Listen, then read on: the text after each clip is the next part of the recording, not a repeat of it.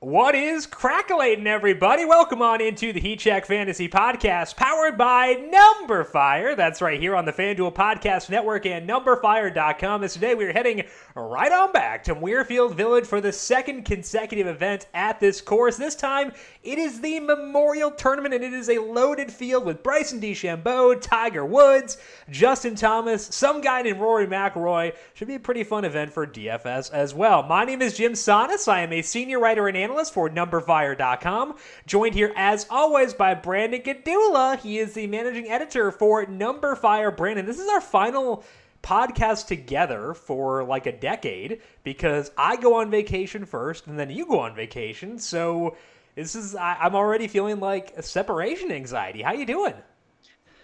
Well, I mean, it'll be nice. You're probably ecstatic to boot me out of here for next week. Well, look, it'll be nice. I won't have to deal with Jim's criticism of my clapping before the show.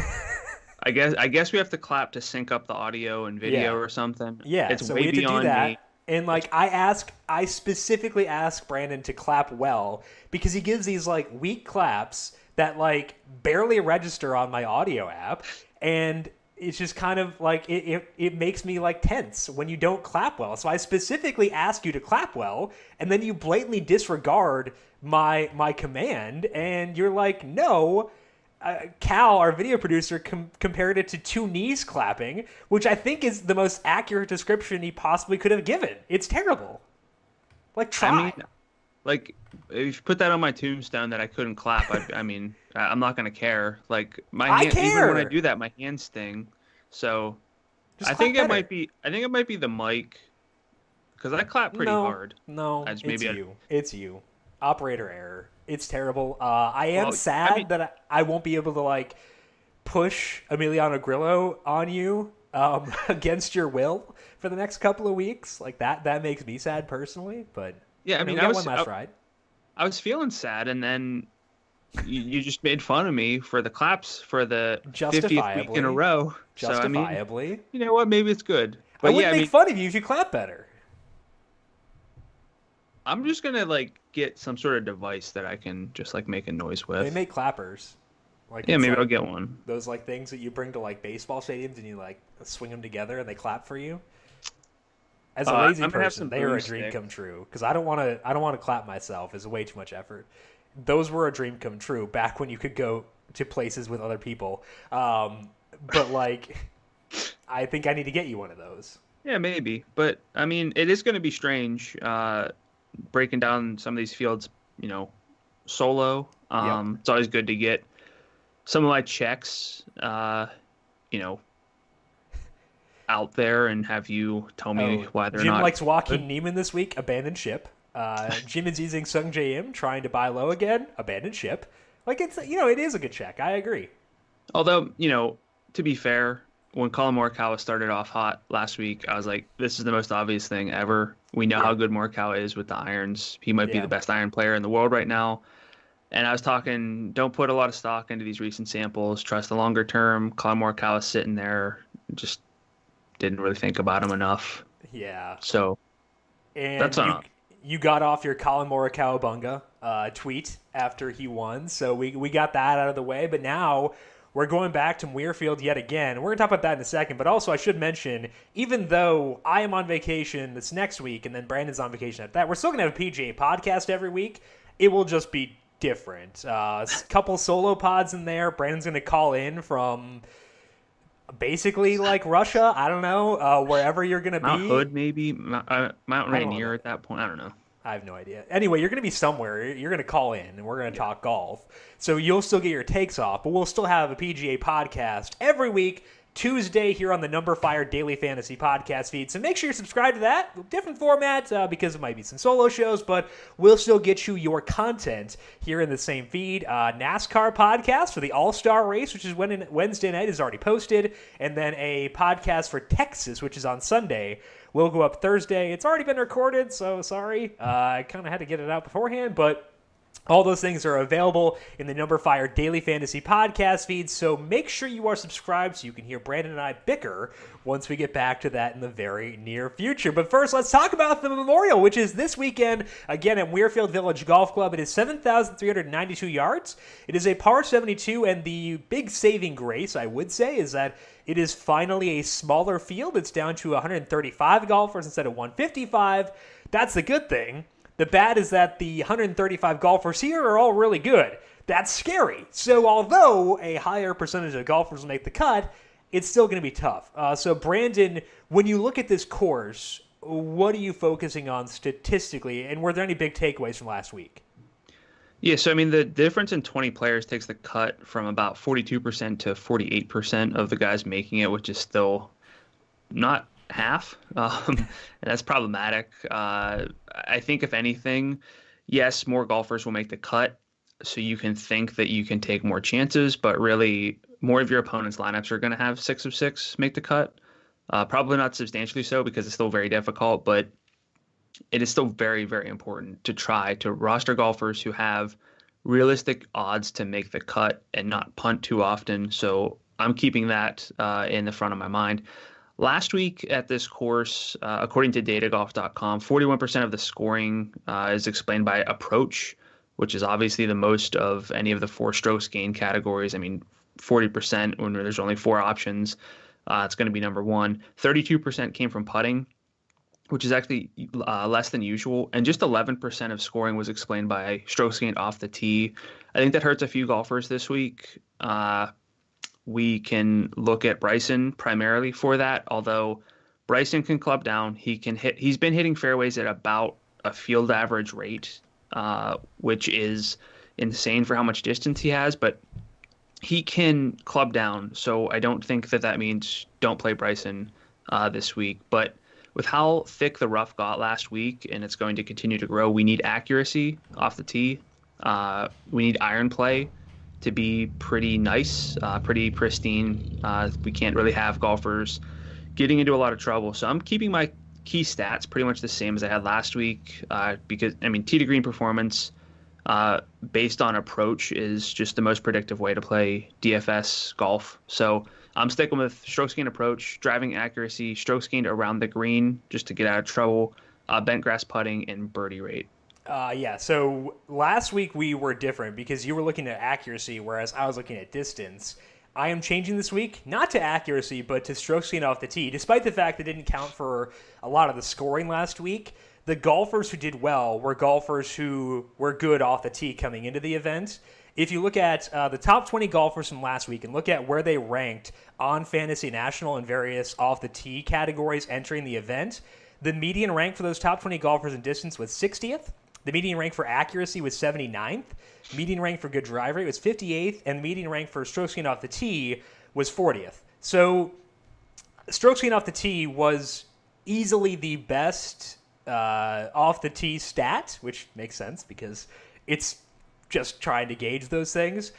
So I did go strokes gained off the tee, and then approach. Approach was actually a higher median than off the tee. I'm not saying that's more important, obviously, because approach is always going to be more important, but it kind of shows that golfers who ranked well in strokes gained off the tee entering the event did really well during the event. So I'm going to go with strokes gained off the tee, strokes gained approach, scrambling once again, given the weird nature of the roughs, and then bent grass putting. So again, slightly different stat categories here, but like we still wound up on kind of the same guys last week, so I'm not sure how much of a difference it'll wind up making at the end of the day. Yeah, I mean, going through the player picks, your 2 high-priced studs were probably 2 of my first options. So I think that we're not completely different. And regarding strokes gained off the tee not being like overly important last week, it's usually around, I think, 15 to 16% of scoring, because there's a lot more that goes into converting your final score on a hole than what you did off the tee. That being said, this week in this field, at a course this difficult, you need to gain strokes off the tee. Yeah. Nobody's going to win this by being like decent or like bad off the tee. So whatever it is, I think you need basically your golfers to excel or not be terrible in all four categories. And that takes out a lot of the value plays because they all do at least one thing poorly. And that's why they're priced there. And that's why they're not always in contention. So Except for Brian Harmon. Is he always in contention? Always in contention, man. Never missed a cut. Yeah, so I think that balance is the number one way to approach this week. We talk about this for majors a lot too, but there is also more credence to going balanced when you are using golfers in the 10,000 range who are still like world-class golfers. And that's the case this weekend because we've got Tiger Woods at 10.6. Maybe you're not into him, but you still have Brooks Koepka at 10.7, Xander Schauffele at 10.8, Hideki is 10.9. So even when you are saving salary and going more balanced, you're still getting disgustingly good golfers. So I am on board with you where I want to go a bit more balanced. I love the upper 9,000 range this week. I think it is absurd how good that range is. So I'm on the same page as you. Normally I push back on the balanced approach. I will not do that this week. Before I take a look at the history here at Muirfield, Brandon, I want to talk to you philosophically about how much stock you're putting into what we saw last week. Because it's the first time we've seen a double-up event in, I think, like 60 years or something. Are you going to move guys up a decent amount based on what they did last week? Or is this more so a spot where you may look to fade the golfers who blew up and try to buy low on some golfers who maybe didn't show that well? I think ultimately I'm not putting much stock into it because it's a 2 to 4 round sample for these guys. And I've learned, especially with this restart, not to care too much. I know that this is a special circumstance, but this is a very different field. And these, like you said at the top of the show, these are like all of the best golfers in the world. I don't think that there's any significant advantage from having played this last week. And I don't think there's any significant disadvantage by not having played it. So realistically, I actually thought I was going to come into this and say whoever wins is a fade, but it's really hard to hate Collin Morikawa based on what he does. It's not like he putted his way to a win. I mean, obviously he made that clutch putt, but we know that he's a great ball striker and an elite iron player. So I was hoping to avoid the guys at the top of the leaderboard, but with Justin Thomas, Collin Morikawa, Victor Hovland being so good tee to green, I don't really see that. Maybe someone like Ian Poulter, who I actually recommended last week, he just putted a ton. I'm fine. Like if we see those types of players and profiles, someone who just putted a lot to get near the top, I'm fine avoiding those, but I would probably avoid those anyway, just because he was, boosted by putting. I think the benefits of the golfers who did well last week is that they're surrounded by good names.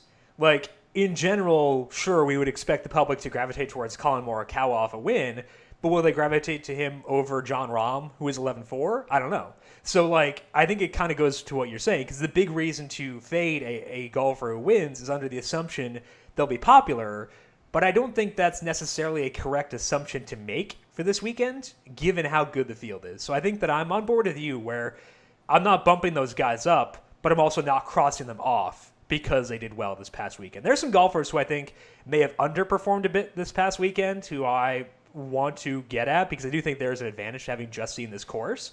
But I think that people will see those finishes and maybe be not as into them. And I think that's an intriguing spot for me, at least. We'll talk about some golfers here in just a bit, but first, the stars are all out for this week's Memorial Tournament, and FanDuel has big contests to match it. If you want a massive prize pool, check out the PGA Eagle contest. It is just $9.99 to enter, with $500,000 in total prizes and a $100,000 first place prize. If you want a more flat payout structure, which I know a lot of you do, check out the PGA Stinger. There, a $3 entry fee gets you a shot at $100,000 in total prizes. $10K to first. Top 20 finishers all get at least $100. Not a bad ROI for a $3 entry. So for more information, go to FanDuel.com or download the FanDuel app. Eligibility restrictions apply. Let's take a look at past history here at Muirfield, and some of this will revolve around last week. One golfer who was not in the field this past week was Tiger Woods. Not sure if you heard of him, but he's in the field this week. He is $10,600. First time we've seen Tiger in a while, Brandon, but it wasn't that long ago that Tiger Woods was winning tournaments once again here on the PGA Tour. What do you think about Woods here at 10-6? It's a really reasonable price. I understand it because of the layoff, but he's in the field for the first time in a long time. Everyone's taking notice, and of course, Muirfield's been quite good to Woods in the past. 17 starts here, 5 wins in the Memorial. Never missed a cut. Since 2012, he's made 5 starts. He won in 2012, was 65th in 2013, 71st in 2015, 23rd in 2018, and 9th last year in 2019. Despite 2 non-elite finishes in there, he's been pretty phenomenal statistically outside of that 2015 season when the form wasn't quite there overall. He's gained at least 4.9 approach strokes in 4 of the 5 starts, at least 7.4 strokes tee to green in 3 of them. When he finished 23rd here in 2018, he led the field in strokes gained tee to green, but lost 7.7 strokes putting, which is not very typical, especially for someone as good as Tiger Woods with the putter. We just haven't seen a start from Tiger since the Genesis when he was 68th, and that was back in mid-February when he lost 8 strokes putting. But, like, I usually have been low on Tiger. I don't think I'm there anymore. I think that whenever Tiger plays, it's because he's healthy, he's focused, he's committed, and we have a lot of reason to believe that he will be for this event. So how are you handling the main attraction this week? Yeah, I think I am okay taking a wait-and-see approach because we have a lot of... I know what you're saying is valid, but we have a lot of unknowns with Tiger, given the long layoff, given the injuries, and I think that is valid when we have so many good options around him. And it's Tiger Woods. You know he's going to be popular this week on FanDuel. So if we have unknowns combined with popularity, I am very okay taking another route and going to Xander Schauffele. Xander's gotten a lot of buzz this week too, so it's not like you're going to get Xander at 10% roster rate, but he'll be less popular than Woods. I think we can say that pretty definitively. So I'm kind of okay not going at Tiger this week. If it burns me, it burns me. It's burned me in the past, believe me. It definitely has, not using Tiger. But I think for this week specifically, given how many good options we have and how many uncertainties there are around Tiger, I'm okay taking a more reserved approach and watching him this week, seeing how he does, and then if I have to buy high, I'll buy high. But I think I'm okay taking a more low-key approach here. What about you? What are you doing with Tiger Woods this weekend? It seems like I like him much more than you do. The only problem is his draft percentage on FanDuel whenever we look at tournaments. Last week, only 8 golfers were drafted on at least 20% of lineups. Patrick Cantlay at 41.85% was the only one above 28%. So I think in a field like this, we're going to see pretty flat draft percentages across the board, aside from maybe 1 or 2 golfers. And let's be honest, one of those 1 or 2. Yeah. So I think what you have to do is figure out how you can differentiate if you play Tiger. And I think this week, probably more than a lot of weeks, because it's like a major, you can differentiate very easily because we will understand closer to lineup lock which of these studs is expected to just sort of fly under the radar. Even if we don't play a lot of Brooks Koepka in DFS because you just never know what to expect. I know Brooks Koepka he's said he wants to be the casino or whatever, run the table, whatever it is. That response to Bryson, he can win. And if people aren't playing Brooks, in a combination of Tiger and Brooks is automatically pretty much like a contrarian way to play it. I'm not saying Brooks will be under the radar, but we will find by Thursday morning which golfers aren't getting enough buzz. Tiger Brooks can be unique, but Brooks Xander can be more unique if Xander is less popular than Tiger. So I think that's why I'm having hesitancy here. Justin Rose, Jason Day could be more unique than Tiger. No, but if we're talking about, I prefer Xander over Tiger straight up. Do you? Yeah. Xander will also be less popular than Tiger. Yeah. So why would I not just go Brooks Xander rather than Brooks Tiger? But you don't like Tiger as much as I do. I like Tiger plenty, but I'm okay avoiding him when I know he'll be on 45% of rosters. Is that fair? I would say I'd set the over-under at 43.5. I'd go a little bit under. Okay, you have the under. I'm taking the over. This is Just our first bet of the podcast. Okay. I've got the over on 43 43.5 on Tiger Woods roster rate. Let's say in the Eagle contest, the big $9.99 one. Okay. I'll pull a link for you. But yeah, I think I'm gonna go over there. I think he gets to 45%.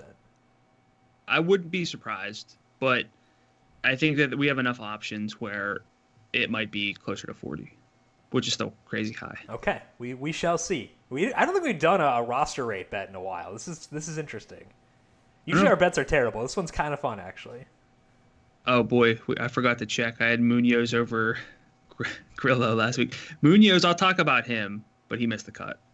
So did Grillo. Neither of them were Joel Damon, so hey, at least there's that. Let's move on to another golfer who has had an interesting history. You won? Yeah, I mean, whatever. At Muirfield. But that's Mark Leishman. Mark Leishman is coming off a missed cut at this exact same course this past week, and he lost 1.7 strokes in approach. So it wasn't good. But I think he could fit the buy low approach for this week. The big reasoning is that Leishman had good form prior to that. He gained at least 3.3 strokes in approach in 6 of his previous 8 measured events. The approach play had been good, and he also has good history on this course outside of the missed cut this past week. He was 5th here last year. He was also 5th here in 2015. He had a top 15 in 2016 and 2017. And Leishman's $9,500. It's a loaded range. I think that Leishman is one of the golfers who makes that tier loaded to me. And I think that he's pretty enticing if people are off of him due to the missed cut. Brandon, is Mark Leishman someone who stands out to you at $9,500? So I don't know if he stands out, but he doesn't necessarily take away from that range. Okay. Obviously, 10th in approach over the past 50 rounds, which you probably said, but I didn't listen. I did not. No. There you go. See, no, you totally have me. You listened well. The best listener. Okay. He leads the PGA Tour, I think, this season in strokes gained approach, and he's like top 10 in adjusted strokes gained approach according to Data Golf's performance table, which is a very good resource to check out. So I mean, he's not just doing that in weak fields. I think that Leishman, along with other names in this range, just gives a lot of credence to a balanced lineup, because this week we're getting golfers like Leishman, Sungjae Im at, in the mid 9,000s, as opposed to Joel Damon at 9,300. Like that's the kind of difference we're looking at. And I think that Leishman, while I don't necessarily put him at the forefront of my mind this week, he's probably going to be in my roster just because I can load up on a ton of golfers in this range. I think he's 3rd in this tier to me. So I don't want to overstate my interest. But the only reason he's 3rd is because the 2 guys ahead of him are like 2 of my favorite golfers in the entire field. Paul Casey and Joaquin Niemann, I think, are just dynamite plays. So I'm going to put Leishman 3rd in this tier, but that's not a poor reflection of him. It's a good reflection of how disgusting this tier is on FanDuel. So although Leishman over Sungjae. Yes, I do. I wouldn't go there. Okay. I think Sungjae's a better win bet than he is a DFS play. I could see that. Sungjae, Leishman, I like Matthew Fitzpatrick fine. Paul Casey, Joaquin Niemann. I mean, that's 5 names right there I'd be fine with in a cash game lineup almost. I want to dig deeper on Tony Finau at $9,800. Not for a cash game, but for tournaments. You sent me like this Instagram video of Tony Finau like crushing it like 383, which is pretty fun. And like if we're gonna get like angry Finau and angry Brooks trying to like come back on Bryson, I'm all here for it. Let's go. I already put in some. I bet Tony Finau in like all the majors I could. Okay. As soon as I saw that, I was like, Brandon's Instagram algorithm is undefeated. Let's move to another guy in this exact same range. It's Matt Kuchar. Not exactly Tony Finau from a driving perspective, but he's $9,800, and we know that Kuchar, from an overall pure golf perspective, is a good golfer. So what are you viewing with Matt Kuchar this week at $9,800? So, a lot of stars in the field.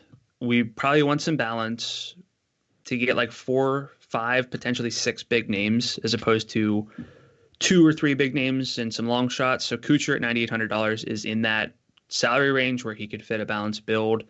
He can fit any build really, depending on how exactly you go. But since 2013, Kuchar's made 6 or 7 cuts at this event with a win and 6 top 26 finishes overall. Did miss the cut here a year ago. Was 39th here last week in a much less intimidating field. He was a negative in both ball striking stats off the tee and approach. It's a 4-round sample. We don't put a whole lot of stock into that, but Kuchar, speaking of someone who's on a lot of rosters at a pretty high rate, I feel like Kuchar, Brandt Snedeker, and Tiger always get more love than they probably deserve. So I'm a little bit out on Kuchar, even though I don't really play him a lot to begin with. So do you like Kuchar? You skipping past him? What are you doing with him? Okay. So Kuchar is $9,800 in a tier that I was just slobbering all over. But I have strokes gained off the tee as one of my key stats. He's 114th in the field in that, out of, again, like 135, and he's 84th in approach. So with my process, he doesn't sniff anywhere near like what I want from my lineups. And again, it's a loaded tier. So I kind of hope he's popular. I'm not sure if he will be, given that, again, like we talked about, it is a really good tier, which may just kind of like flatten everything out for everyone. But I have no interest in him at all, honestly. And that's fine with me because, like, I kind of hope he's popular. He's not getting a lot of buzz on Fanshare right now, which I just checked. He's tied for 32nd, and tied with him is Dustin Johnson, who just dusted a field like a couple weeks ago. So my interest in Dustin Johnson is kind of like I'm fully distracted from Matt Kuchar because I'm like, oh, I might be able to get DJ under the radar after he just obliterated. He took a flamethrower to a course like a couple weeks ago. So I've been distracted, and I'm just going to ignore Matt Kuchar and obsess over Dustin Johnson instead. Yeah, so DJ's 15-1 on FanDuel Sportsbook to win. I guess we're just hijacking this Kuchar conversation for DJ, but I don't like the win odds there. But if we find out that Dustin Johnson is just kind of 10% owned, at 11.5, like he's the anti-Sungjae, where I think he's more interesting in DFS than to win bet, whereas I think Sungjae's a better win bet than a DFS play. I can get behind that.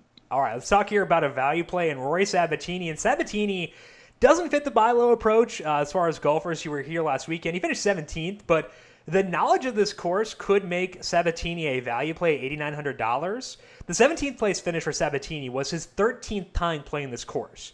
He's missed 1 cut in the past 12 tries. He has played here, and he has 5 top 20 finishes. Last week specifically, Sabatini gained 3.6 strokes in approach, and that's good. The counter is that he also gained big time with his short game, and that's generally hard to duplicate. So I think Sabatini will be an option for me, Brandon, at $8,900, but that'll be more as a rotational piece than anything else. I don't think he's a core play for me or a staple. Does Sabatini do anything for you? I mean, we've played a lot of Rory Sabatini for quite some time, and the reason for that was because he was really good as a ball striker. Now, over a long sample, that's kind of not the case anymore. His iron play's been like okay in some of the past few events. At the Rocket Mortgage, it was terrible, but the events that have really like boosted his approach play are kind of out of the sample that I really like to look at. So he's kind of just a guy who wears some interesting shirts. He looked like a painting. I don't really have. And again, this is someone that we've played like week in, week out. I don't really see it anymore. I'm fine bowing out, and I might cap my head-to-head lineups. Like I self-impose a salary floor at 9,000, unless I punt with one pick, which gives me access to pretty much anything else I want to do. Is it Munoz again? Yeah. Predictable. He was 9th per round in strokes gained tee to green last week. He just missed. How many rounds did he play, Brandon?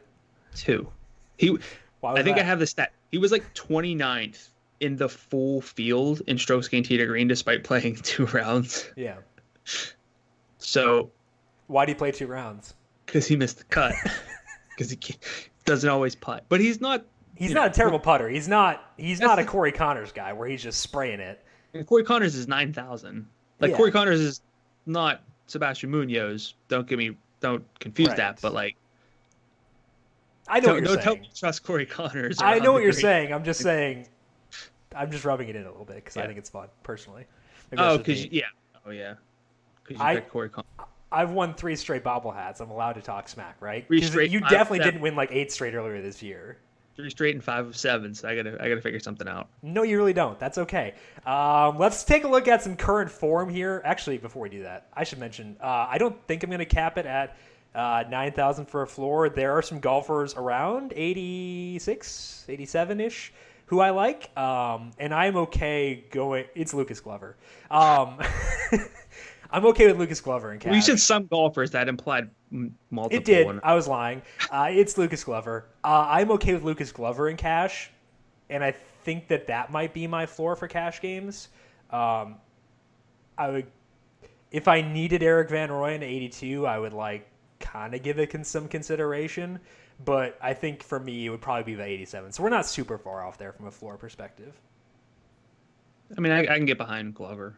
Okay, let's move on to current form. Talk about some golfers who have been good recently, and not many people have been better, at least from a ball striking perspective, than Victor Hovland. If the dude could putt, like he'd win every event by like 16 strokes. That's just how disgusting he's been recently. But now he's 11-1 in a really tough field, and we know that the short game is not going to be a strength, but honestly doesn't matter at this point. What do you see with Hovland at 11-1? So we're talking current form, and I actually didn't even know what exactly his finishes have been. But since the Schwab, 21st, 11th, 12th, and 3rd. The reason I don't really care about that is because finishing position is tied a lot to putting. But for Victor Hovland, it's pretty much exclusively the tee to green play. He's led the past 3 fields in strokes gained tee to green. That's insane. And if you gave me that, I would pay almost any price, frankly, for a DFS lineup. I know he's playing a lot, but he's young enough where I don't have to worry about that. He's actually been driving to every event, so he doesn't have to drive this week. Does he not like planes or? I don't actually know the story. I kind of like the mystery around it. Yeah. So I'm no, fine. I respect it. Like, because road trips are fun. I would rather I drive like than fly. Yeah, I don't blame him. Especially now. I don't want to be around people. I think that's what it is, but I like the mystique of. I like the idea of Victor Hovland, like on the highway, ripping off some beef jerky, and listen to like Coldplay or something. Like that visual in my head makes me like him more. I don't know why Coldplay. I have no idea. Don't ask. Don't I feel like just he's move probably on. like a hip hop guy, but. He was in the final trio last week, didn't make it to the playoff. I'm not saying that anyone's going to forget about him, but there are so many options where I don't think his draft rate's going to be prohibitively popular. This is like a dream golfer, tee to green. We know that the putting isn't there, but he's the same price as Webb Simpson, who you can kind of say that this isn't a good fit for Webb Simpson, but Webb Simpson's an amazing iron player. Like Webb Simpson can kind of fit anywhere. That's kind of the only like negative I have for Hovland is the price relative to everyone else. But I mean, there's no way you can tell me that he doesn't deserve to be priced where he is. So how are you handling Victor Hovland for the Memorial? Okay, so you were talking about the putting, like his bentgrass numbers. It's a very, very, very, very dangerous. It's like a 29 round sample, I think, on bentgrass. It's a very small sample and should not draw conclusions from that. But I'd rather he be neutral in a 29-round sample than bad. He's been neutral, kind of actually above average, I think, if I recall correctly. I'd rather have him there than actively bad. So I actually am not counting the putting as an assumed negative for him this week. And when I do that, it's really easy to like him despite the salary. Would you rather have Morikawa or Hovland at their salary? Because I think I go Hovland personally. I think, which could be dumb, but I mean, you can't really go wrong, I guess. Yeah. No, you can't go wrong, but I think I prefer Hovland. I like Hovland because he's a better driver. Yeah. That's probably the only distinction. And I mean, Morikawa's long-term short game is not it's not substantially better than Right. Victor Hovland's. So I think I would go Hovland there, and I'm actually okay. Like we were talking about balance, I'm okay having lineups where Hovland's my highest salary golfer. Like if I go Hovland Xander, that's gonna get me in that upper 9,000 range as often as I want to be there, and I like that a lot. So I think that although Hovland is high salaried and he is surrounded by good golfers, I'm still gonna be in on him. I kind of am okay just like keep going back to the well because like he hasn't given me a reason not to yet. So why not? Yeah, I mean, and he's doing it through the tee to green game. That's really all you want. And I think the most important takeaway from me this week is if you basically, I don't know, it's like the top 30 or so of golfers 9,500 or above. If you take any of them and tell me that this guy's going to win, for the most part, Right. like aside from maybe one or two names, I'd Speed. like. I Sorry, said he's 95. 94. Sorry. Yeah. But like any of these golfers can win, and I think that it makes This feels a lot like of a sense. challenge to me now. I need to find someone who you would say no. Fowler. I wouldn't be surprised if Ricky won. So like, I want to get as many of those golfers as I can. Anywhere below that, I would be Sergio surprised. Garcia. He's so good tee to green, he just can't putt. I'll I find mean, someone. Don't worry. I'll but- work on this for the rest of the podcast. But then you drop down to 94 and go down. Spieth, Billy Horschel, Kevin Streelman, Ian Poulter, Kevin Kisner, Adam Hadwin, Ben On, Doc Redman. I'd be surprised if any of those guys won. So Wait, you said you would be surprised? yeah, Oh, okay. I but thought. like let's be real. I think the true takeaway here is we listed Doc Redman in the same stratosphere as Jordan Spieth. I am into it. I will not push back on it at all. I love it. All That's in, where we baby. All right, let's talk about Bryson DeChambeau because Bryson has been the talk of the town ever since the end of the COVID-19 layoff and back in the field this week, and he is the betting favorite, so let's talk some Bryson, how we're viewing him here. In the 4 events Bryson has played since play resumed, Bryson has gained at least 7.3 strokes tee to green 3 separate times. The other event, he gained just 4.2 tee to green, so still very good, and he's converted on that too. He has had finishes of 3rd, 8th, 6th, and 1st. But there have also been some pop putting weeks in there, including gaining 12.8 total strokes putting in the past 2 events. And bentgrass is the worst surface for Bryson, so I was big on Bryson 2 weeks ago, and that definitely paid off, but I may gravitate towards some of the other studs this week, potentially leaving myself underweight on Bryson DeChambeau this week, as scary as that could be. So, Brandon, how are you handling Bryson DeChambeau as the highest salary golfer in the field? I won't talk anyone out of him. I think that the off the tee play being what it is, and again, it's not like he can only just launch it. He's hitting fairways, and he also knows when to club down and hit fairways when he needs to. He knows how to miss in the right spots, and that's a huge advantage. That raises his floor. I mean, that being said, I know that the shot tracker, shot length stuff is like skewed, but his iron play isn't as consistent as you kind of want it to be. It's been very good. I'm not trying to say that it's not, but he's okay around the greens, nothing amazing, and he's been putting really well. I don't think you have to play him, and I'm okay just not really using him because at his price, you really have to start digging down into like that Jordan Spieth, Doc Redman range.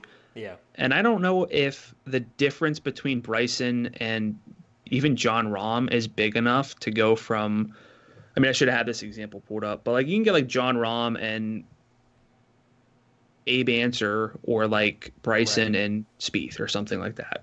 And I know which one of those two I prefer. Same, because I want to be in that upper 9,000 range as often as possible, which means I'm going to take every discount I can get. And even then, the discount from Bryson to Rory McIlroy at $200 is significant to me, at least. Like, I'll take those $200 savings and go with Rory McIlroy. So, I mean, Rory's probably going to win this week anyway. I mean, yeah, of course, he has to. But I think when I have so many good alternatives who are cheaper, but also have the same upside as Bryson, I am okay taking those savings. It's $500 down to Justin Johnson, who I'm apparently now super into.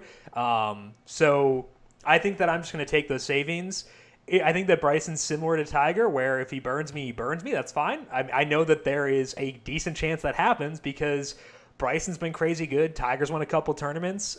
So that could happen, and that's okay. It's going to happen in golf pretty often. So I'm okay taking on that risk and ignoring them because I want the lower salary on the other guys, and I think that if it means I ignore Bryson in a week where he goes off, so be it. Let's move on to your second current form golfer. That's Daniel Berger. And Berger, if you were listening to this 7 months ago and you had said he was 10-2 in a field that has this many good golfers, you probably would have laughed at someone. But with the way that Berger has played recently, it's justifiable. So what do you see with Daniel Berger at 10-2 entering this weekend? So he's got 6 straight top 10 finishes. He has a win since the hiatus at the Charles Schwab. Just 2 starts since the return, but he won and was third. Overall, he's got some of the best, quote unquote, recent form in the field. If you look back at the past 24 rounds, which does span back into February, but he's 8th in strokes gained tee to green. He's been a good ball striker, plus a good putter. I think that putting sometimes is something that we can gloss over and imagine that it is completely unpredictable, but it's not. The data shows otherwise. It's not quite as important or as predictive as, well, it's important in a specific event, obviously, but it's not as predictive as the ball striking stats, which is why you should prioritize tee to green play over putting. But he's got that. He can do kind of everything. His form at the Memorial hasn't been good, but I don't really care about that because he's a different golfer right now than he used to be. I think the recent form is just too hard to hate at 10-2 for Daniel Berger. So what are you thinking for Daniel Berger this week? Yeah, and he hasn't played the Memorial in a long time. So I can't even I don't even care. It's not even on my sheet what he's done here previously. Yeah. And I know you weren't saying that. But I think that Berger is interesting because I think that if you look at I love the upper 10,000 range, but if for some reason I need if I have 10-5 on the table, Berger would be a standout over Ricky Fowler. I like Gary Woodland, but I would put Berger over Woodland pretty easily. Patrick Reed is always kind of interesting, but I put Berger over him too. So in that tier, I think that Berger is the number one golfer. I think the issue that I have is that I'm using a balanced approach in order to get to the upper 9,000 range more often, rather than getting up to 10-2. So if I get there, I get there, and I would definitely go to Berger then. But I'm also not sure if I'm going to get there because I like the upper 9,000 range so much. I'd rather go with Casey and Neiman than Berger and someone in the low 9,000s. And that could be a mistake because, I do like Berger quite a bit. But I think just from a roster construction perspective, I'm going to gloss over him. But it's nothing against him or his game recently. So more so a roster construction question than Berger himself for me. Yeah, he fits easily if you do if you punt with one option and punt not in just pick any random golfer, but you pick one of the probably 5 or 6 justifiable plays. Let's be real, in a field this good, there aren't many.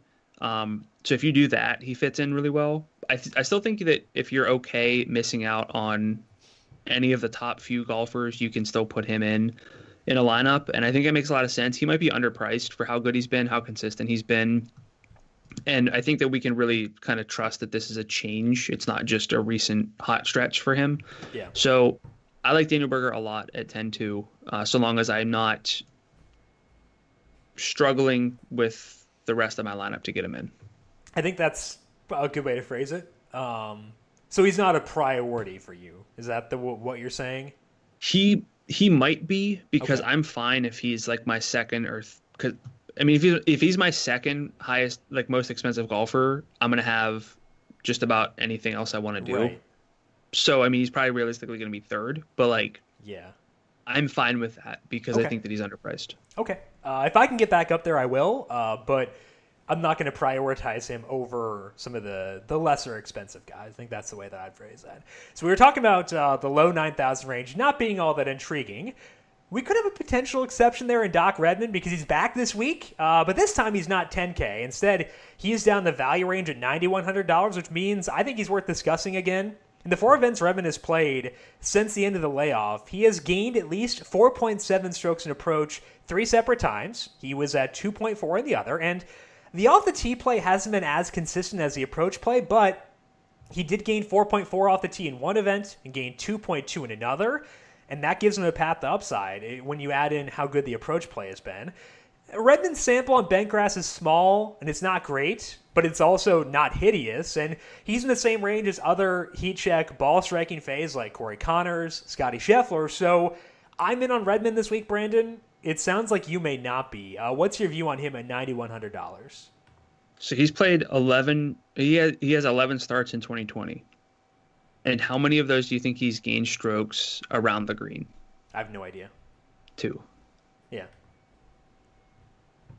He's gained in putting 1, 2, 3, 4, 5. And he's actually gained at least 3 strokes putting in 3 of the past 6.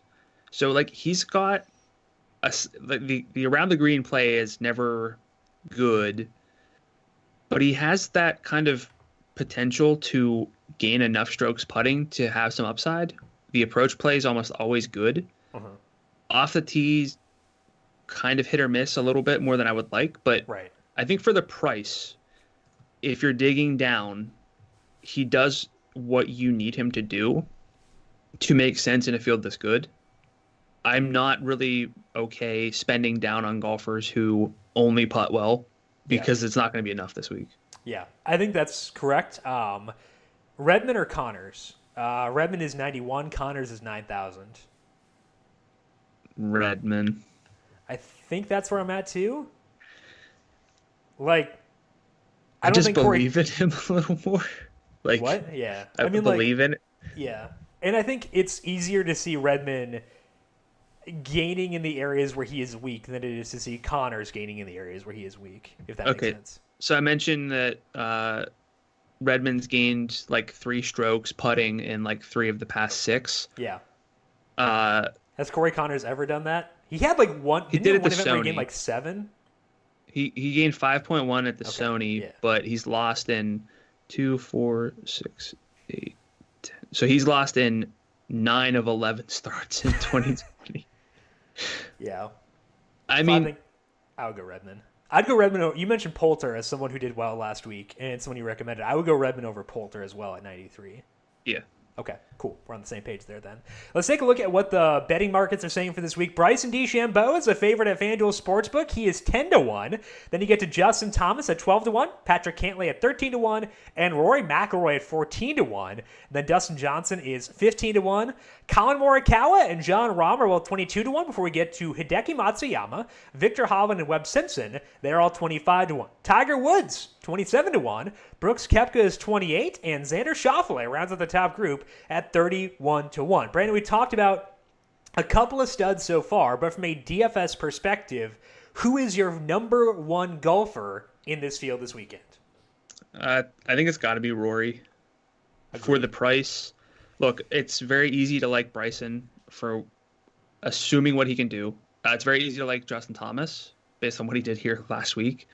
But Rory, for as bad, quote unquote, bad as he's been, everyone's kind of acting like he's like washed. But he's like so consistent and so productive as a fantasy golfer, which is kind of its own thing from winning and converting on wins. Obviously, if you're spending this much at 11-8, you want a win. Let's not pretend like Rory can't win this event. That's like silly, but it kind of seems like everyone's like, yeah, he's not going to win any of these anymore. I could be reading too much into that, but it really seems like people are just not thinking about Rory enough. So Rory is my number one because he's such a good tee to green player, and I know that he won't gain as many yards off the tee as Bryson, but give me like Rory from like 150 versus Bryson from like 110. I still might just prefer Rory right now. I just haven't seen enough from Bryson like around the greens to believe that he's going to get out of trouble as much as he might need. Well, I think it goes back to the Morikawa discussion that you were talking about at the beginning, where like we've seen that we should discount what we've seen in small samples. And Rory's approach play in the small sample hasn't been great. But even with the approach play not being as good as it has been previously, he still finished well because he has so many areas where he can win. And like that to me says massive floor. And if the approach play comes back to anywhere near where it was, massive ceiling. So I think that's why I also have Rory at the top of my list, is because the floor is there, the ceiling is there. Like if his approach play is off again, he can still make that cut and he's not going to kill your lineup. He's not going to win you a tournament, but like maybe you can still cash with him. And if he does click with the approach play, he could win this in a crazy good field. I mean, like if Bryson didn't lead the Rocket Mortgage in putting, he wasn't going to win. Like, right. I get that, yeah, he putted well and he won, and that's nothing we take away from him. But to think that Bryson in this field is the must play because he won the Rocket Mortgage is the wrong way to think about it. He is a very easy play to justify because of what he does off the tee and because he is good with approach, even though I prefer some other golfers at the top. So it's fine to play Bryson. It's definitely fine to play Justin Thomas, but I prefer Rory. If we're talking about second, since we both agree on Rory and agreeing's no fun, I might go DJ second. Is that stupid? I'm not there with DJ, and I was on him for his win. Yeah. What I saw from him was he's going to gain strokes off the tee and kind of keep himself in. And that week too, he was like 30-1 on FanDuel Sportsbook whenever we were discussing it. So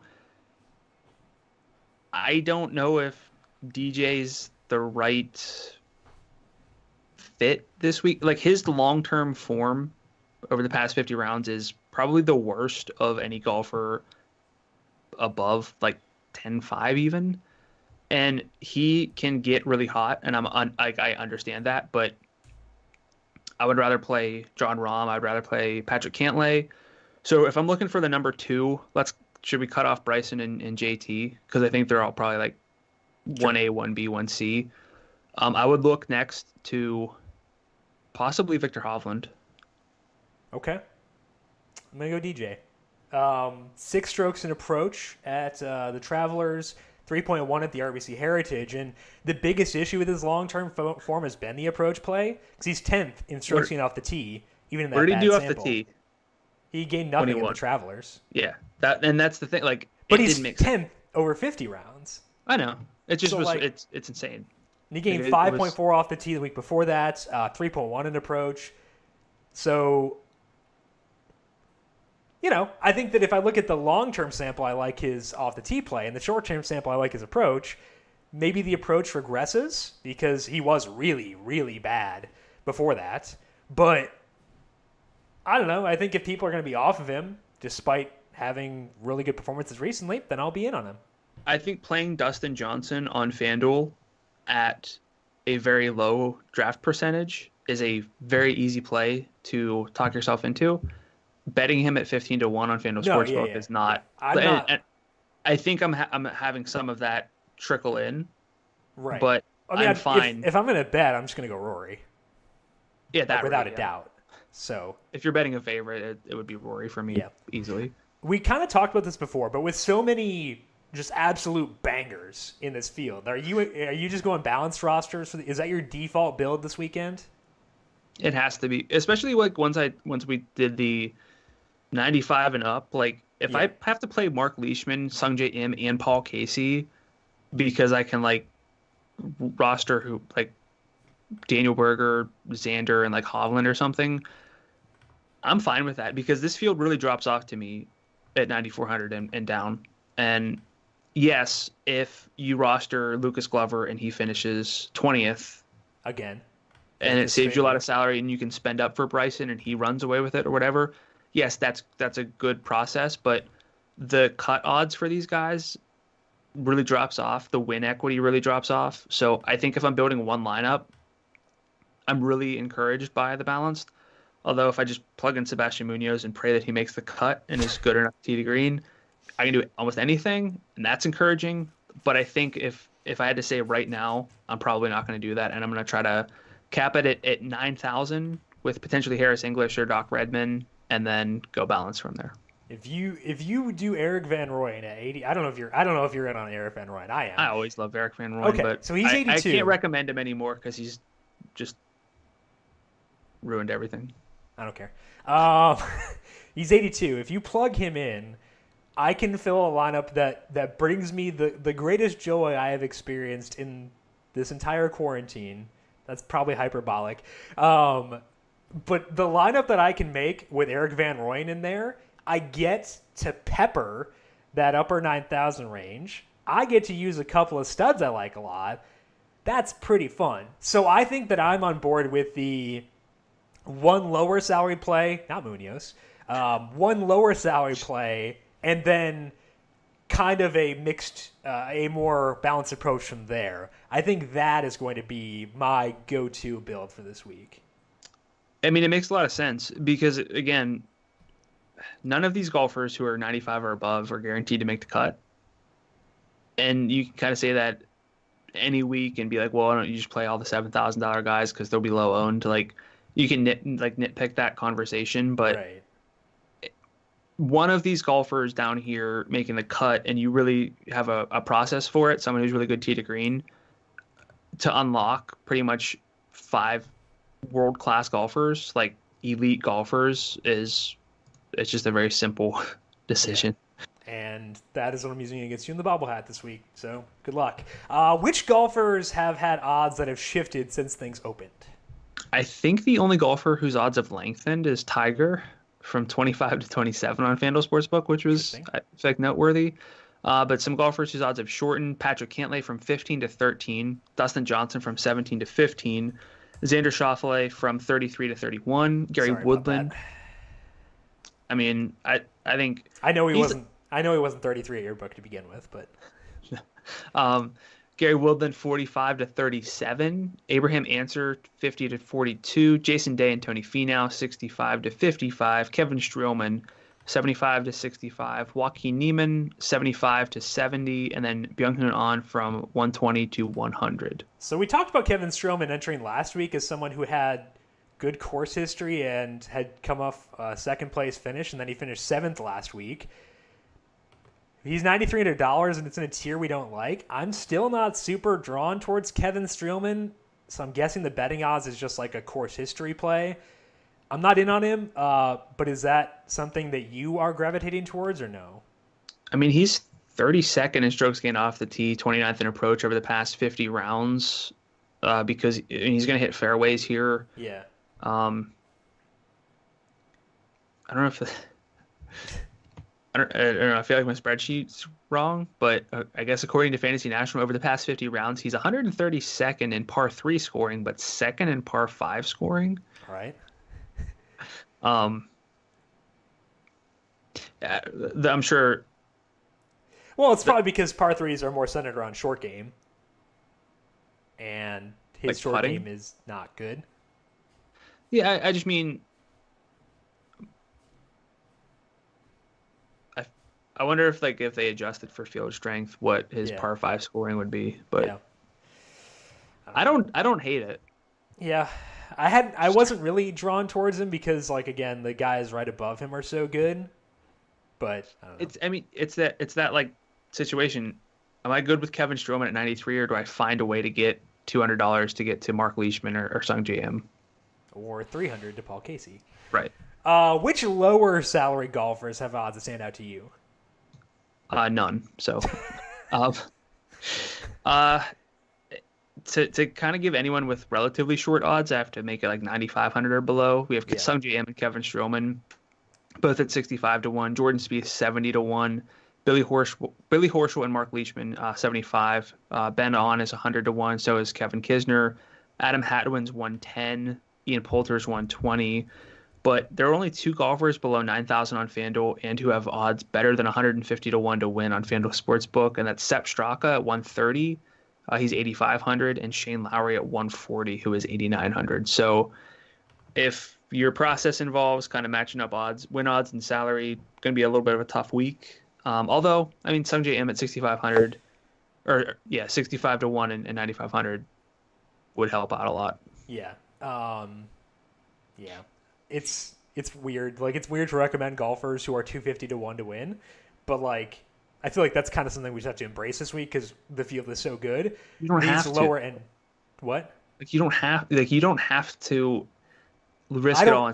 As much as I love Sepp Straka, a guy doesn't need to win at $8,200. No, he doesn't. Yeah. He needs to make the cut. Yeah.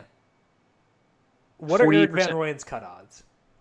Probably a lot higher than anywhere else because his tee to green game's very, very good. Huh. I have him at 58%, which is significantly higher than anyone else in this price range. So, well, look, I play probably more EVR than anybody. Just saying. It's the joggers. TTP, baby.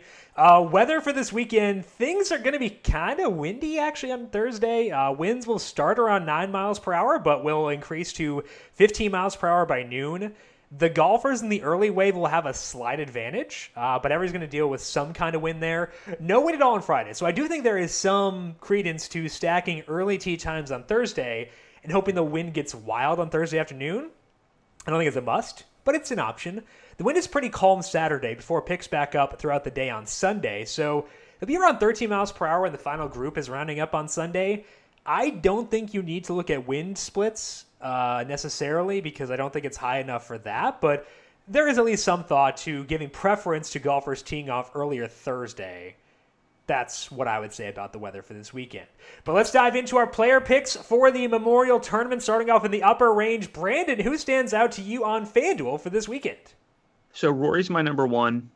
I don't think you can go wrong with pretty much anyone in the top, but I'm also okay if I start my lineups off salary-wise with Victor Hovland at 11-1.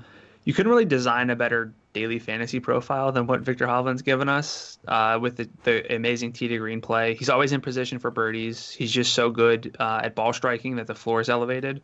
The chipping is still a little bit problematic, and one of the reasons I don't like to watch as much golf as I think I watch a lot of golf, but when you see him chip from the rough and stay in the rough, you think that he still can't chip. He it's not good for your nerves. He holed out after that, but which is it? Either way, I'm fine. Like I said, starting my lineups with Hovland if I have to. I think we can do a lot worse. I'm not worried. Obviously, we don't have to worry about the travel.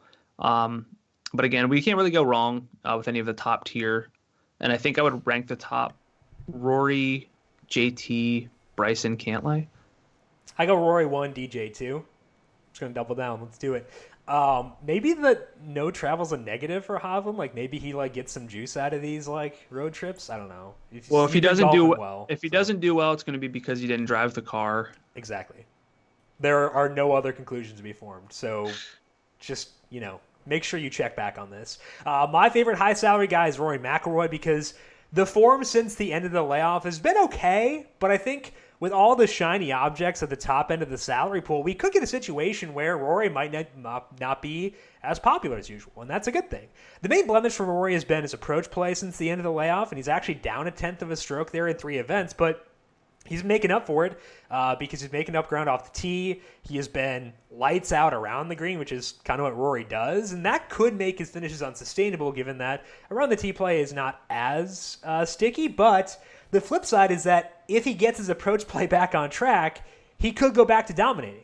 So even with the recent struggles, Rory is 21st in the field in approach the past 50 rounds. He is 3rd off the tee. He is 17th in scrambling. So I'm going to actively try to be overweight on Rory McIlroy at $11,800.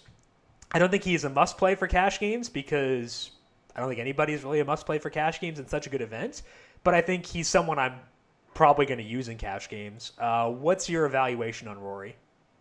I think based on what he can do tee to green, and even though he's not the best putter, he's not an abysmal putter. I think that gives him the highest floor over the long term. Nobody scores more FanDuel points compared to the field that he plays in than Rory. Morikawa is actually second.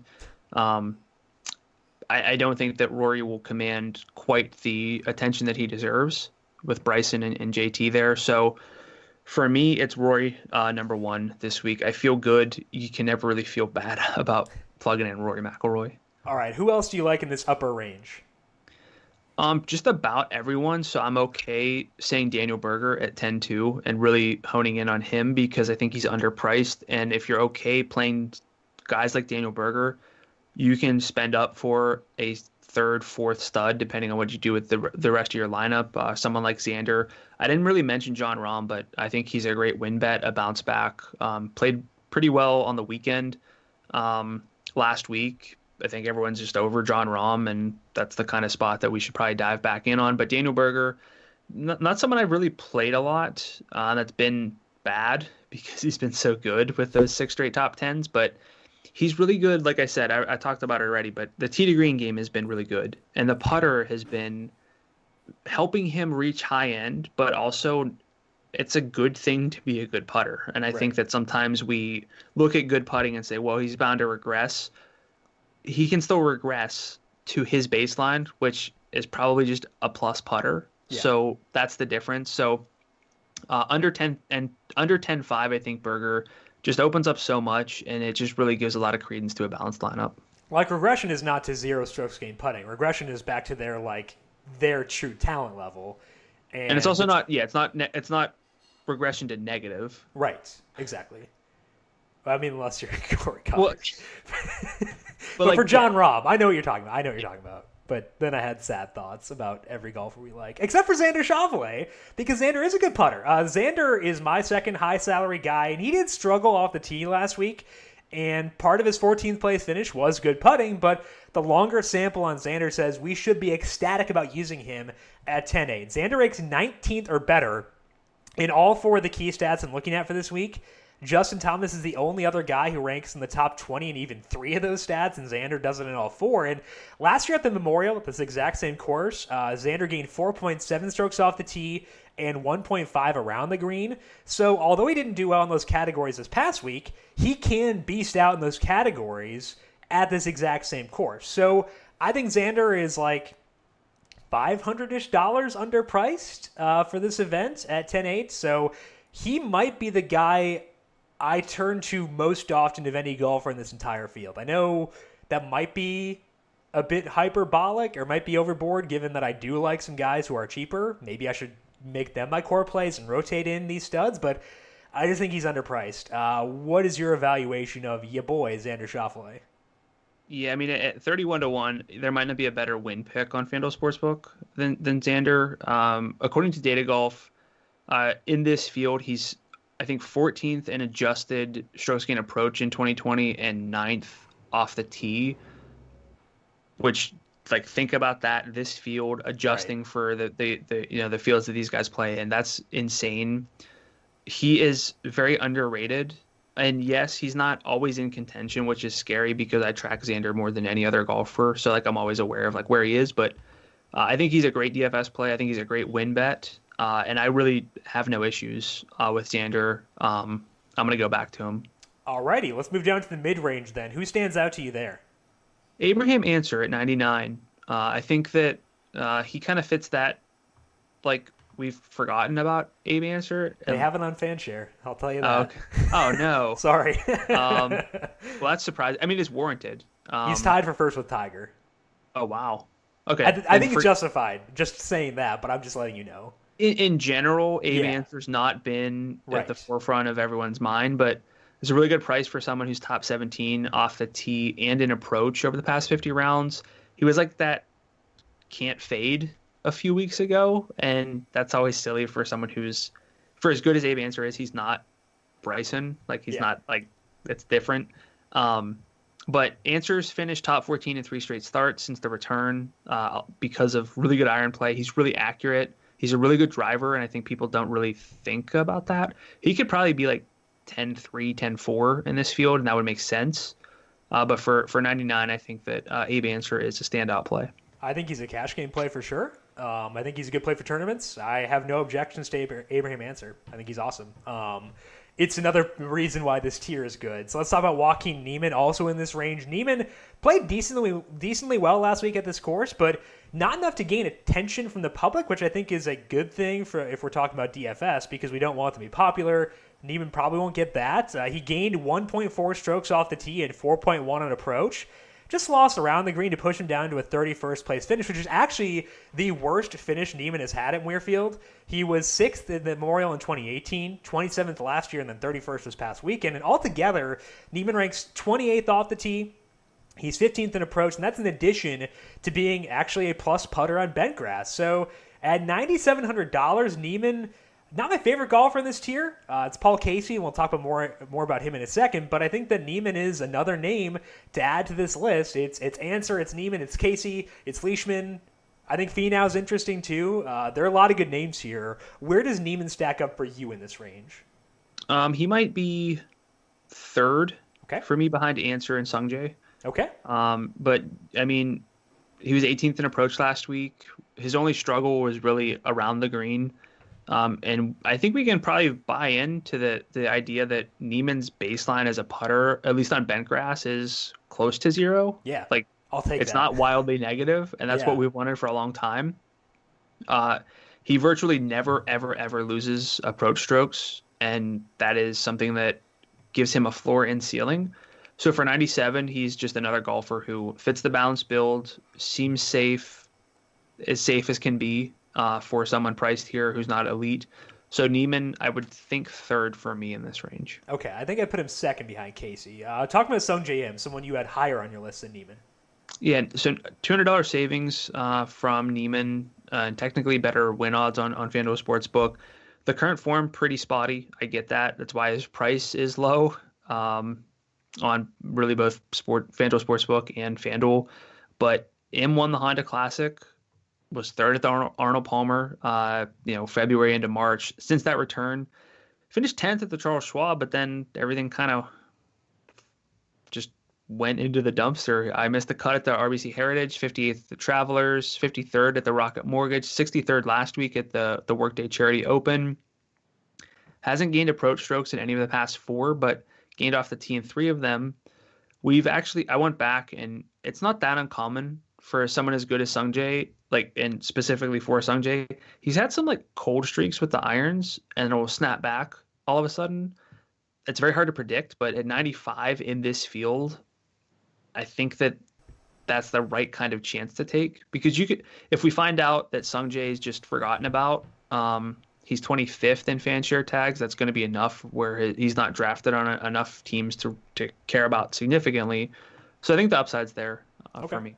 Yeah, I think, like I said, I'm there from a win bet perspective. The reason that I'm a bit colder from a DFS perspective is that, if I bet him to win and he stinks, he burns that one ticket. But if I have him in DFS and he stinks and I have 5 other guys who hit, that's concerning. So with the approach play being colder, I am more okay betting him to win than I am for DFS. I think that I'm still going to get him in DFS because the odds he gets a top 10 are better than a lot of guys in this range, but the odds he misses the cut may also be higher. I mean, not in your simulations, but realistically. No, it's crazy to think how good Sungjae is and has been, and now we're we can't really trust the guy. I can't trust him at times, but he's not going to be a core play for me, whereas Joaquin Neiman, Paul Casey will be, if that makes sense. It does, yeah. Okay.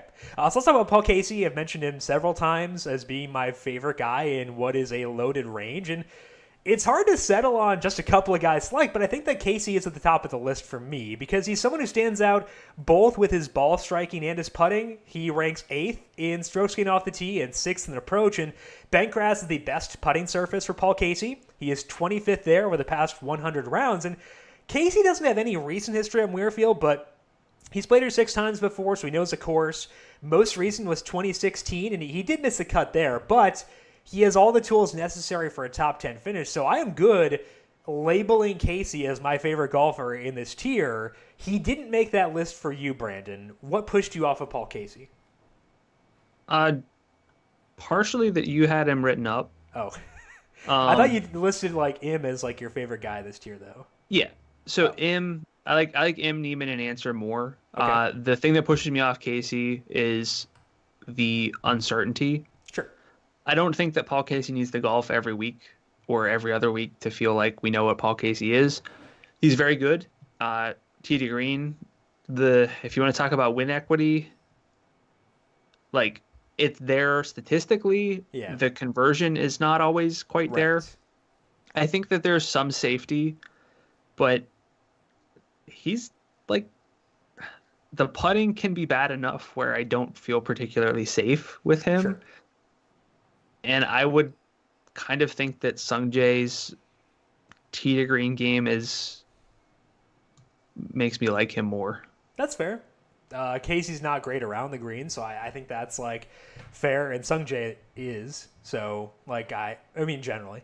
So I get it. I just like Casey more. I think that the ball striking's been so good for such a long sample. It was not bad in his first event back from the COVID-19 layoff, so that's not a negative. So I think that's why I wind up going there. I think Casey's a cash game play and a core play for me in tournaments too. Look, he's a really underrated driver of the ball with a combination of distance and accuracy. He's going to probably hit a lot of greens in regulation. It just comes down to whether he makes the putts. I like Paul Casey a lot, and he's just, again, another reason why I like such a balanced lineup this week. All right, let's move down. If you do have to force yourself to roster some cheaper golfers, who will you use when you have to do that? I think Doc Redman's interesting, but we usually cap this at like 9,000. I think there's someone at 9,000 who's interesting. That's Harris English. He's finished top 20 in 5 of 6 starts, the exception being a missed cut at the Charles Schwab. He ranks only 62nd in long-term approach play, but has gained there 3 of the past 4 before he tested positive for COVID. There are holes in his game, which is why I don't really want to recommend too many inexpensive golfers this week because they all have issues. But at 9,000, I think he stands out in this field kind of a lot compared to anyone else really in this range. Yeah, I almost had Harris English in my player picks, so I'm on board with him. $9,000 checks a lot of boxes, which is hard to do. Like we talked about how everyone in this range has to have a glaring hole. Like you said, he has holes, but like he's not hideous anywhere, and I think that's a good thing. At least based on what I have. So I think that English is someone I will use for sure. I mean, if this course plays tough, he's 6th in bogey avoidance. Mm-hmm. He's 4th in this field in greens and regulation gained. Again, not those aren't adjusted for the fields that they're playing in, but that's still pretty good. I agree. My first lower salary golfer is Lucas Glover, and it's kind of just a given that Glover's short game is going to be an issue, but his approach play has been so bonkers recently ever since play resumed that it hasn't mattered. He has gained at least 5 strokes in approach in 3 of 4 events since the end of the layoff. He gained 3 in the other. Even though Glover has lost strokes around the green in all 4 of those events, and he has lost strokes putting in 2, he's still at a top 25 finish each time. That's how good the approach play has been for Lucas Glover. He is 35th in strokes gained off the tee. He's going to strike the ball well. If he can just stumble into a couple of good putts, he's got some pretty big juice for 87. So I know it may seem like his ceiling is a top 25 finish, but if he happens to have a good week around the green, I think everything else is so good where he could have more upside than that. So I understand the reservation, but I don't think it's entirely something that should push us off of it. If he I mean, it's around the green play isn't just something that you kind of luck into. Right. He almost never gains there. And while we still want the recipe to be approach play number 1 and then like off the tee, give yourself a chance to make some putts, we see golfers not like these golfers who are amazing ball strikers have lukewarm approach play for like a round or 2 and their putting can't save them and then they miss the cut. And I think a lot of these golfers who make the cut can separate and kind of climb by putting themselves into position a lot.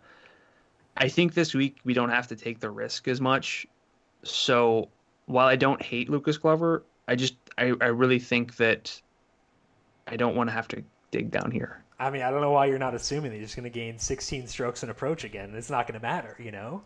If he doesn't, like if he's like okay, he might easily miss the cut because but so could everyone else at $8,700, and his baseline is higher from those. But you don't have to play anyone at 87, and you can still field like an amazing lineup. And a lot of different variations of lineups. I'm going to. Look, okay, so we're both good with the idea of one cheap option. Yeah. Why not Sebastian Munoz? Because Lucas Glover is better? He is $7,300, so $1,400 in savings, which is the difference between... No, don't do that. No. Someone's 11-4. John Rahm and Patrick Reed. Pat Reed straight up. Abe Answer straight up over John Rahm. But Munoz, okay, 450 to 1 to win. I'm not recommending to bet him to win, although I have a lot of futures on Munoz. This seemed pretty dead, but Munoz missed the cut last week, and he just got tanked to the bottom of the salary pool. I mentioned this already, but he's 29th in overall strokes gained tee to green through 2 rounds compared to everyone else's 4 rounds. Per round, he was 9th in tee to green among golfers last week. He lost 4.4 strokes putting to miss the cut. He's not a great putter, but he's not quite as abysmal as that would seem. I think that if you're punting with one play, Munoz makes sense. I did it with Carlos Ortiz last week. He made the cut, but Joel Damon didn't. And Justin Rose was a train wreck. But I like the idea this week of either a 6-man balanced lineup or spend down with one spot rather than spending down with like 2 or 3. I don't think that's the right play this week. Yeah. So I have 6 finishes on my sheet for the 6 most recent tournaments, just so I can see finishes. I know you dive in deeper after that. Right. Munoz is past 6. Cut. 28. Cut. Yeah. Sounds like I'm barking out like a football like cadence. Yeah. Nah. I've used Munoz a lot of those times he's been cut, so like I'm generally in. But at some point you gotta make the cut. Yeah, you do. So I'm gonna go Glover instead. I'll pay the $1,400 to get to Glover. Okay. I mean, look, I'm not going to fight anyone. Sure. And I'm really only recommending this in small doses, but sure. For how good he was tee to green last week, he easily could have made the cut, and he would have been. I think he was like 83 last week. Yeah. Something like that. Ortiz is 79. I think that Munoz is 83. I believe. Ortiz was 76. Oh, okay, yeah, close enough. Whatever. Either way. It was Sung Yul No, who is 79, who I'm pretty sure missed the cut. I didn't use him, but I had him on my like tracking thing because I was curious. Didn't do anything. So my lower salary guy who I want to use as a punting option is Eric Van Rooyen. Not as cheap as Munoz, but I like what he does more. Because if I want to live in that mid 9,000 range, I've got to find someone super cheap unless I'm going super balanced. I think that Eric Van Rooyen fits that. He's $8,200, and that's because his win odds are all the way out at 250 to 1. Probably not going to win it, kind of like Munoz, but he can make a cut and push for a top 20.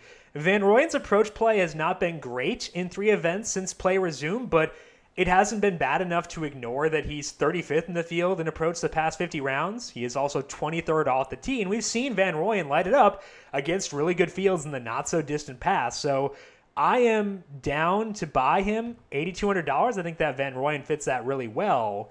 Are you still going to use him, or has he burned you too many times? I think he's tempting. I mean, he was 8th at the PGA last year. He was in contention at the WGC Mexico, and he finished 3rd.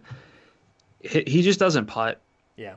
And at a certain point, I mean, you want to talk about Sebastian Munoz's finishes for Van Rooyen since his 3rd. Cut 58 or something like that. Cut, 21st, cut. Yeah. And it's because he just hasn't putted. Yeah. I mean, his irons haven't been great, but you're embracing a lot of risk down in this range.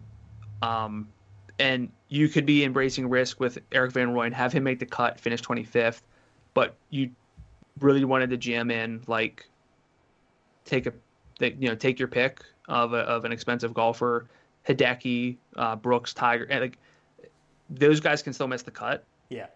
So I feel like the right play is to minimize the amount of times that you really spend down on golfers who are like 40% likely to make the cut. But you said Van Rooyen's 58, so we're swimming in money, baby. That's the long term. Yeah, that's the long term. Yeah, no, that's fact. See, the simulations are only fact when I want them to be fact. I just want you to know that. Yeah, I got you. Win picks for this week. We're gonna go one at 60 to 1 or longer.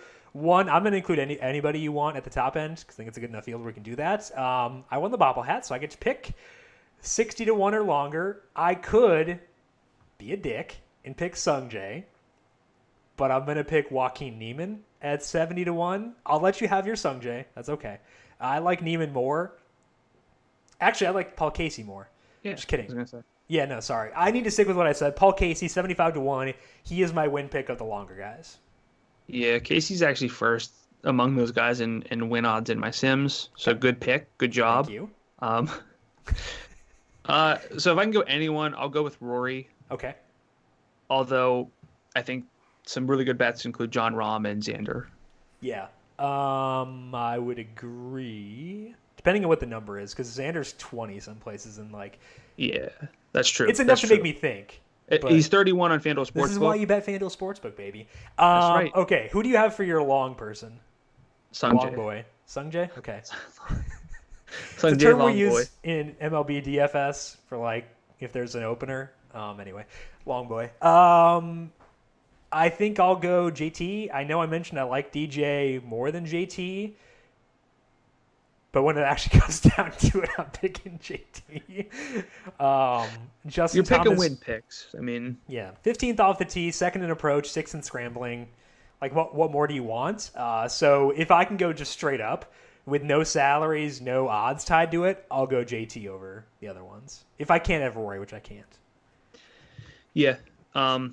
It could be silly not to pick Bryson, but Yeah. I think all things considered, I have Rory number one. Yeah.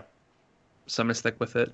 So you have Rory and Sungjae. I have JT and Paul Casey. I feel like I've picked that combo several times. I don't know how far back your win pick spreadsheet goes, but I've definitely picked that exact combination at some point in the past. I was actually trying to find it because both names populated when I was typing them in. Yeah, so it's definitely happened at some point.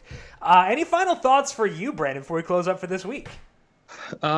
You need to get 6 of 6 to make a run at the top of a tournament. More golfers will make the cut, so it might feel like you can take more chances. I think there's merit to that, but in the same breath, you're not guaranteed that your stars make it. So I think by raising your lineup's floor, you actually have a significantly better chance of getting 6 of 6 through, even if the optimization doesn't actually work out that way. Yeah. I saw Max Homa apologizing because he didn't get lineups of 6 of 6, and amazing. So yeah. Bless you, Max Homa. But yeah, I think getting 6 of 6 is key, which is why I know that I was talking about Lucas Glover and Eric Van Rooyen, but I am okay with a balanced approach where your floor is 9,000 or 91, like a Harris English or Doc Redman type. But I'm also okay dropping down for one. This is not a week, though, where I'm going to have multiple golfers below $9,000 in the same lineup. I don't think that this is the kind of week for that, personally. I think that's the number one takeaway. Alrighty, that is all that we have for today, and that's all we got for a couple of weeks now. Brandon, I appreciate it. Good luck to you this weekend. Where can people find you on Twitter? I'm at Gadula13, GDULA13. And I am at Jim Sannes, JIMSANNES. You can also follow the FanDuel Podcast Network at FanDuel Podcast. Make sure you are subscribed to get the solo podcast with Brandon next week, the solo podcast with me the week after that, et cetera, NASCAR podcasts, maybe some more UFC podcasts, and the solo shot coming back for MLB DFS not too far down the line. Make sure you are subscribed to the Number Fire Daily Fantasy Podcast feed wherever you listen to your podcast. Big thank you to Calvin Theobald, our video producer, for running the video side of things here today. Thank you, Cal, as always. And thank you to everyone for tuning in. Good luck with your lineups for the Memorial. We'll talk to you again in the very near future. This has been the Heat Check Fantasy Podcast, powered by Number Fire.